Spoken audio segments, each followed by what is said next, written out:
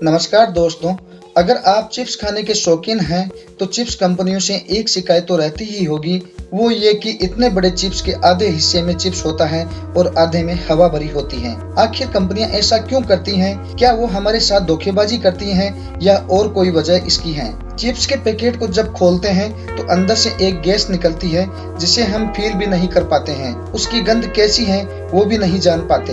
Gas की महक chips के test में खो जाती है। ऐसे में हम जान ही नहीं पाते कि पैकेट खोलने पर कौन सी गैस निकली है। अगर आप अभी तक ये मानकर चल रहे थे कि स्नैक्स के पैकेट में ऑक्सीजन या नॉर्मल हवा भरी होती है तो आप गलत हैं। इन पैकेट्स में नाइट्रोजन गैस भरी जाती है, लेकिन इन पैकेट्स में ये नाइट्रोजन गैस क्यों भरी जाती है, आइए हम जानते हैं इसके बारे में। चिप्स या किसी भी तरह के स्नैक्स पॉलीथीन में आते हैं तो एक थ्योरी होती है कि चिप्स को टूटने से बचाने के लिए पैकेट में हवा भर दी जाती है। आलू या किसी भी चीज के चिप्स नाजुक होते हैं। अगर पैकेट में हवा नहीं होगी तो चिप्स हाथ लगने से या आपस में टकराने से टूट जाएंगे। चिप्स बनाने वाली कंपनी प्रिंगल्स के बारे में यह कहा जाता है कि टूटने वाली प्रॉब्लम्स की वजह से ही उन्होंने पैकेट के बजाय कैन में चिप्स बेचने शुरू कर दिए। चिप्स के पैकेट में नाइट्रोजन गैस भरे जाने के पीछे एक साइंटिफिक रीजन भी है, जिससे आप ज्यादा सहमत हो सकते हैं। ऑक्सीजन बहुत ही रिएक्टिव गैस होती है। ये किसी भी चीज के मॉलिक्यूल्स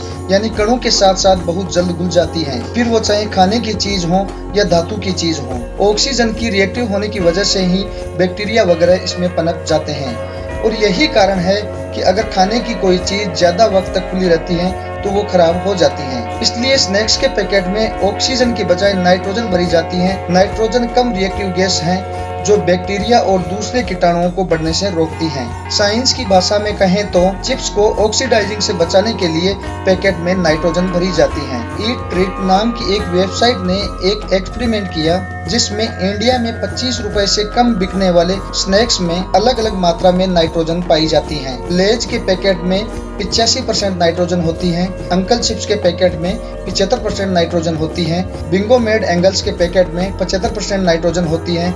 इसी तरह हल्दीराम टकाटक के पैकेट में 30% नाइट्रोजन होती है।